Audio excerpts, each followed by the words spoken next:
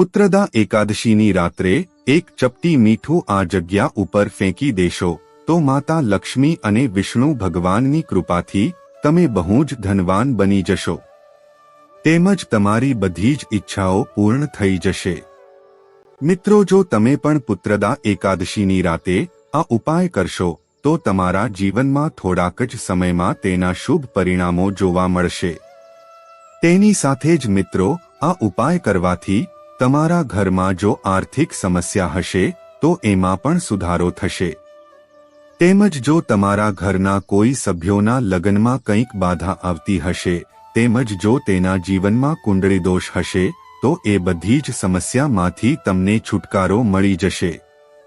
મિત્રો, આ ઉપાય જાણતા પહેલા જો તમે ઈચ્છતા હોવ કે માં લક્ષ્મી માતા અને વિષ્ણુ ભગવાનની કૃપા તમારા ઉપર બની રહે તો આ વિડીયોને લાઇક કરી અને કોમેન્ટ બોક્સમાં જય માં લક્ષ્મી અને જય શ્રી હરિ વિષ્ણુ ભગવાન જરૂરથી લખજો.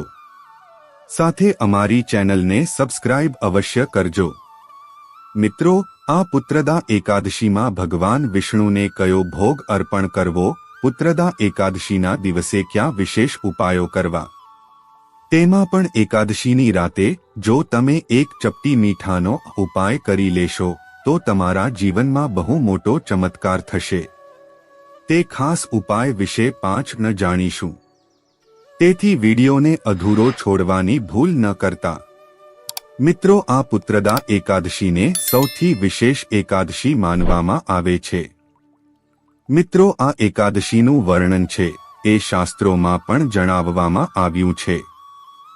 આ એકાદશી વર્ષની સૌથી પ્રથમ એકાદશી છે. આથી આ એકાદશીને સૌથી ઉત્તમ અને શુભ અને મંગલકારી માનવામાં આવે છે. તેમજ આ દિવસે સંતાન સુખ મેળવવા માટે માતા લક્ષ્મી અને ભગવાન વિષ્ણુને પ્રસન્ન કરવા વ્રત રાખવામાં આવે છે. તેથી આ એકાદશીને પુત્રદા એકાદશી તરીકે ઓળખવામાં છે.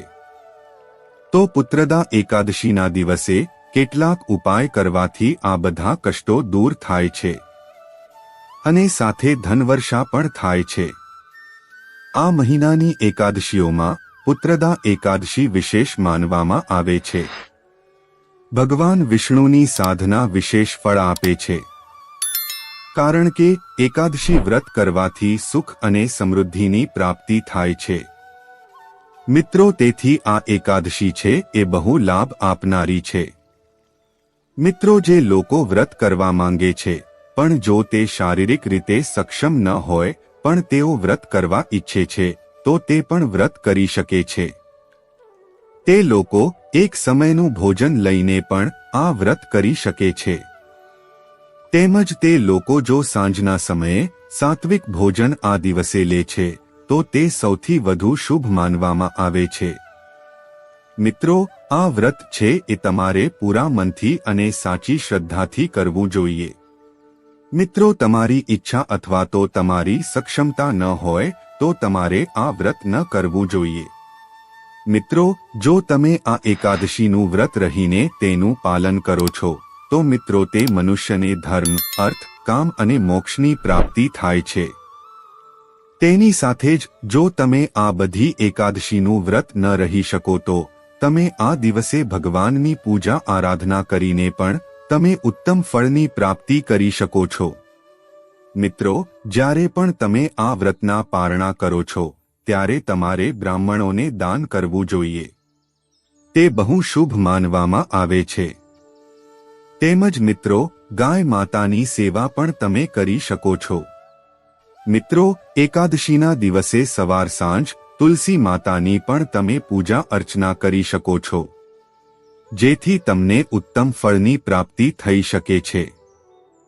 તે સાથે તમારી સમસ્ત મનોકામનાઓ એકાદશીના દિવસે આ એક મુઠ્ઠી મીઠાનો ઉપાય કરવાથી પૂરી થઈ શકે છે.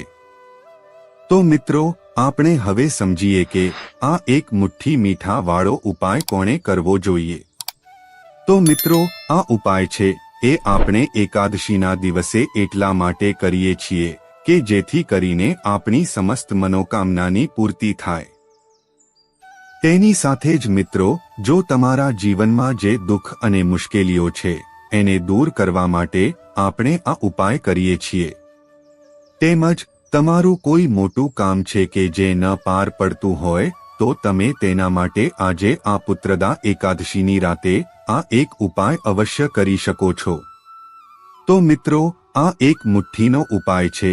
એ વ્યક્તિ કરી શકે છે કે જે લોકોની પોતાની સર્વ મનોકામના છે એ માતા લક્ષ્મી તેમજ ભગવાન વિષ્ણુ પાસેથી પૂરી કરાવવી હોય. મિત્રો, જે પણ માતાઓ અથવા તો બહેનો છે કે જે પોતાના ઘરની સુખ સમૃદ્ધિ વધારવા માંગે છે તો તે પણ આ ઉપાય અવશ્ય આ પુત્રદા એકાદશીની રાતે કરી શકે છે. મિત્રો, આ એક મુઠ્ઠી મીઠાવાળો ઉપાય એટલો ચમત્કારી છે કે જો તમે આ પુત્રદા એકાદશીની રાતે આ ઉપાય કરો છો તો તમારા જીવનમાં બહુ મોટો ચમત્કાર થઈ શકે છે. તેમ જ મિત્રો, ઘરની માતાઓ અથવા તો બહેનો જે હોય છે એ ઘરની લક્ષ્મી હોય છે. આથી આપણે બધા જ તેનું પૂજન કરીએ છીએ. તો જો ઘરની લક્ષ્મી આ ઉપાય કરે છે તો તેનું બમણું ફળ આપણને પ્રાપ્ત થઈ શકે છે. તેની સાથે જ મિત્રો, આ ઉપાયને કોઈ પણ વ્યક્તિ કરી શકે છે. ઘરનો પુરુષ અથવા તો મોટા સભ્યો હોય છે એ પણ આ ઉપાયને કરી શકે છે. પરંતુ જો મહિલા આ ઉપાય કરે છે તો સૌથી વધુ ઉત્તમ અને મંગલકારી માનવામાં આવે છે. તો મિત્રો, તમારે આ એકાદશીની રાતે એક મુઠ્ઠી મીઠું છે એ કોઈ પણ વાસણમાં લઈને આ જગ્યા ઉપર મૂકી દેવાનું છે. તો મિત્રો, તમે આ એકાદશીની રાતે આ એક ઉપાય કરી લેશો તો ક્યારે પણ તમારા ઘરમાં નિર્ધનતા અથવા તો ગરીબીનો વાસ નથી રહે. ગરીબી છે એ તમારા જીવનમાંથી હંમેશને માટે જતી રહેશે. મિત્રો, મીઠું છે એ વાસ્તુશાસ્ત્રમાં બહુ મહત્વની વસ્તુ માનવામાં આવે છે. આથી મિત્રો, જો તમે આ પુત્રદા એકાદશીના પાવન પર્વ ઉપર જો તમે આ શુભ મીઠાવાળો ઉપાય કરો છો તો તમને અવશ્ય ઉત્તમ ફળની પ્રાપ્તિ થઈ શકે છે. તો મિત્રો, હવે આપણે આ ઉપાય વિશે જાણીએ. મિત્રો, જો આ એકાદશીની રાતે તમારે 2 થી 3 ચપટી મીઠું લેવાનું છે. તેમજ તેમાં તમારે 3 લવિંગ મૂકી દેવાના છે. પછી એક લાલ કપડામાં આ મીઠું અને 3 લવિંગ રાખીને તમે લક્ષ્મી માતાને એકવાર અર્પણ કરીને પછી જો તમે આ પોટલીને પોતાના ધનની તિજોરીમાં મૂકી દેશો તો મિત્રો, તમારા જીવનમાં ધનની વર્ષા થશે. મિત્રો, તેની સાથે જ આ પુત્રદા એકાદશીના દિવસે તમે આ મીઠાનો આ રીતે ઉપાય કરો છો તો મિત્રો, તમારા જીવનમાં જેટલા પણ દોષ છે એનાથી તમને મુક્તિ મળી શકે છે. તેમજ મિત્રો, આ એકાદશીની રાતે મીઠાથી આ ઉપાય કરો છો તો તમારા ઘરમાં જે પણ નકારાત્મક ઉર્જા છે એ પણ દૂર જતી રહે છે. તો હવે આપણે જાણીએ કે તમારે આ પુત્રદા એકાદશીના દિવસે તમારે કઈ ભૂલો ન કરવી જોઈએ. અને જો મિત્રો તમે આ ભૂલો કરશો તો તમે જે પણ ઉપાય કરશો અથવા વ્રત પણ કરશો તો તેનું પણ તમને શુભ પરિણામ નહીં મળી શકે. મિત્રો, તમારે આ દિવસે સાત્વિક ભોજન જ ગ્રહણ કરવું જોઈએ. જો તમે વ્રત વગેરે જેવી વસ્તુ રાખો છો અને તમે વ્રતનું પાલન કરો છો તો મિત્રો, તમારે ફળાહાર કરવો જોઈએ. પરંતુ આ ફલાહાર છે એ એક સમયે જ કરી શકો છો. પરંતુ જો તમે વ્રતમાં ભૂખ્યા ન રહી શકો તો મિત્રો, તમારે એક ટાણું સાત્વિક ભોજન અવશ્ય લઈ લેવું જોઈએ. જેથી કરીને આ વ્રતમાં તમારી તબિયતને પણ વાંધો ન આવી શકે. મિત્રો, તમારે આ એકાદશીના દિવસે ઘરના બધા જ સભ્યોનું સન્માન કરવું જોઈએ. ક્યારે પણ ઘરના કોઈ સભ્યોને ઊંચા અવાજથી બોલાવવા ન જોઈએ. તેમજ તેને અપશબ્દો બોલવા ન જોઈએ. જો મિત્રો, તમે આ એકાદશીના આવા પાવન પર્વો પર જો તમે કોઈનું અપમાન કરો છો તો તમને બહુ પાપ લાગી શકે છે. આથી હંમેશા ઘરના મોટા સભ્યોનો તમારે આદર કરવો જોઈએ. મિત્રો, આ સાથે આ દિવસે ભગવાન વિષ્ણુની પૂજા કરવી અને દાન કરવું ખૂબ જ શુભ માનવામાં આવે છે. એવી માન્યતા છે કે આ દિવસે વ્રત કરવાથી વ્યક્તિને ભગવાન વિષ્ણુની સાથે દેવી લક્ષ્મીની કૃપા પણ પ્રાપ્ત થાય છે. તેમજ આ દિવસે કેટલાક ઉપાય કરવાથી પણ જીવનમાં સુખ સમૃદ્ધિ જળવાઈ રહે છે. મિત્રો, પૂજામાં તુલસીના પાન અવશ્ય ચઢાવજો. આમ કરવાથી દરિદ્રતા દૂર થાય છે. તેમજ મિત્રો, જો તમારા ઘરમાં ઘણા ઝઘડા ચાલી રહ્યા છે અને પરેશાનીઓ લાંબા સમયથી ચાલી રહી છે, તો પુત્રદા એકાદશીના દિવસે ઘરમાં દક્ષિણાવર્તી શંખ સ્થાપિત કરજો. એવું કહેવાય છે કે આવું કરવાથી પારિવારિક મુશ્કેલીઓમાંથી મુક્તિ મળે છે. તેમજ મિત્રો, ધન સંબંધિત સમસ્યાઓમાંથી મુક્તિ મેળવવા માટે પુત્રદા એકાદશીના દિવસે ભગવાન વિષ્ણુની સામે નવમુખી દીવો કરીને અખંડ જ્યોત પ્રગટાવજો. આવું કરવાથી ઘરમાં સકારાત્મક ઉર્જા વધે છે. તેની સાથે જ માતા લક્ષ્મીની કૃપા પણ બની રહે છે.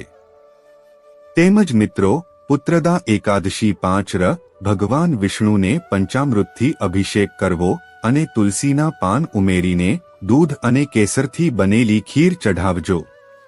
આમ કરવાથી તમારા પૈસાના માર્ગમાં આવતા અવરોધો દૂર થશે અને તમારી કમાણી વધશે.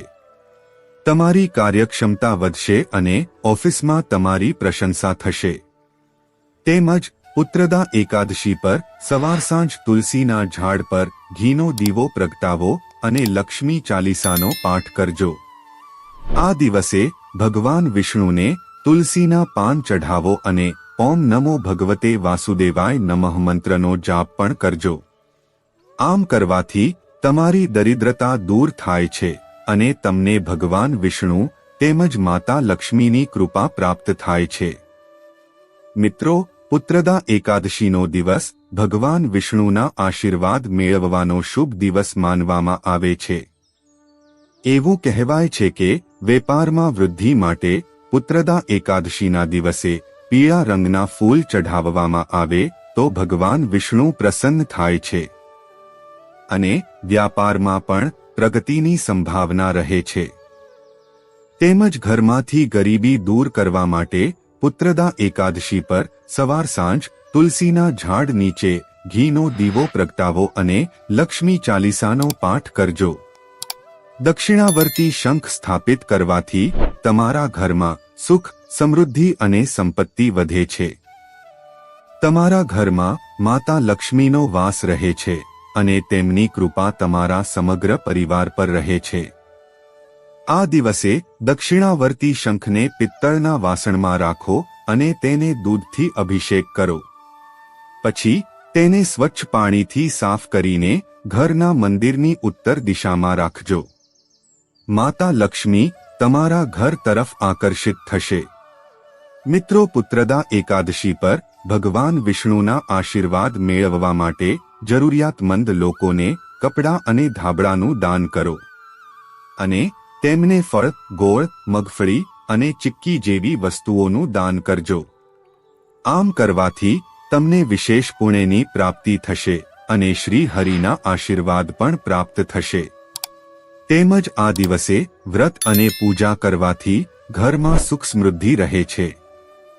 મિત્રો, આ દિવસે શક્ય હોય તો પીળા રંગના કપડાં પહેરવાનો પ્રયાસ કરો. પીળો રંગ ભગવાન શ્રી હરિ વિષ્ણુને ખૂબ પ્રિય છે. એટલા માટે આ દિવસે પીળા વસ્ત્રો પહેરો અને ભગવાનને કેસરનું તિલક લગાવો. આ દિવસોમાં દાનનું ઘણું મહત્વ છે. આ દિવસે તમારા પોતાના હાથથી પરોપકારી કાર્ય કરવાનો પ્રયાસ કરો. તેમજ શક્કરિયા અને શેરડીનું દાન કરજો કે જેના કારણે ઘરમાં ગ્રહ દોષ નથી આવતા. તેમજ મિત્રો, આ મહિનામાં ભગવાન શ્રી કૃષ્ણની પૂજા કરવાની પરંપરા છે. એટલા માટે આ દિવસે શંખની પૂજા અવશ્ય કરવી જોઈએ. આરતી કરો અને પૂજા પછી શંખમાં પાણી ભરીને આખા ઘરમાં છાંટો. તેનાથી નકારાત્મક ઉર્જા દૂર થાય છે. તેમજ મિત્રો, પુત્રદા એકાદશીના દિવસે ભગવાન વિષ્ણુની પૂજાનું વિશેષ મહત્વ છે. મિત્રો, પુત્રદા એકાદશીના દિવસે સવારના પહોરમાં જ તમારે પહેલી રોટલી છે એ ગાય માતા માટે બનાવવાની છે. તેમજ તે રોટલીમાં હળદર અને ગોળ નાખીને ગાયને ખવડાવવાથી તમને લક્ષ્મી માતાની કૃપા તેમજ 33 કરોડ દેવી દેવતાની કૃપા તમને પ્રાપ્ત થાય છે. પુત્રદા એકાદશીના દિવસે ગાયને રોટલી ખવડાવવાનું વિધાન છે. આથી આ કાર્યને બહુ શુભ માનવામાં આવે છે. તો મિત્રો, હવે આપણે જાણીએ કે એકાદશીના દિવસે ભગવાન વિષ્ણુને એકાક્ષી નારિયેળ અર્પણ કરવાનું કારણ શું છે. મિત્રો, એકપક્ષીય નાળિયેર એ એક અનન્ય પ્રકારનું નાળિયેર છે, જેમાં માત્ર એક આંખ અથવા છિદ્ર હોય છે. તેનાથી વિપરીત સામાન્ય નાળિયેરને 3 આંખો હોય છે. ધાર્મિક દૃષ્ટિકોણથી તેને અત્યંત પવિત્ર અને શક્તિશાળી માનવામાં આવે છે. ધાર્મિક માન્યતાઓ અનુસાર માતા લક્ષ્મી અને ભગવાન વિષ્ણુ એકતરફી નાળિયેરમાં નિવાસ કરે છે. તેને અર્પણ કરવાથી અથવા તેને તમારા ઘરમાં રાખવાથી ધન, સંપત્તિ, સુખ, શાંતિ અને સમૃદ્ધિ આવે છે. તે વાસ્તુ દોષોને દૂર કરવા અને નકારાત્મક ઉર્જા દૂર કરવામાં પણ મદદરૂપ છે. તેમજ ધાર્મિક માન્યતાઓ અનુસાર એકતરફી નાળિયેરને દેવી લક્ષ્મી અને ભગવાન વિષ્ણુનું પ્રતીક માનવામાં આવે છે. આ ફળને ભગવાન વિષ્ણુનું પ્રિય ફળ માનવામાં આવે છે, જેઓ પોતે આ ફળ પૃથ્વી પર લાવ્યા હતા. શાસ્ત્રોમાં કહેવામાં આવ્યું છે કે જો કોઈ વ્યક્તિ ભગવાન વિષ્ણુને એક નારિયેળ અર્પણ કરે છે તો તેના જીવનમાં ધનની કમી નથી આવતી અને તેને ધન, સુખ અને ઐશ્વર્યની પ્રાપ્તિ થાય છે. વ્યવસાયમાં સફળતા મેળવવાની સાથે આ ઉપાય વાસ્તુ દોષોથી મુક્તિ અપાવવામાં પણ મદદગાર છે. ભગવાન વિષ્ણુને એકતરફી નારિયેળ અર્પણ કરવાથી પરિવારમાં શાંતિ અને સમૃદ્ધિ જળવાઈ રહે છે. તો મિત્રો, જો તમને આ વિડિયો પસંદ આવ્યો હોય તો વિડિયોને લાઇક અને શેર કરી કોમેન્ટ બોક્સમાં જય શ્રી વિષ્ણુ ભગવાન અને જય માતા લક્ષ્મી અવશ્ય લખજો. સાથે અમારી ચેનલને સબસ્ક્રાઇબ અવશ્ય કરજો.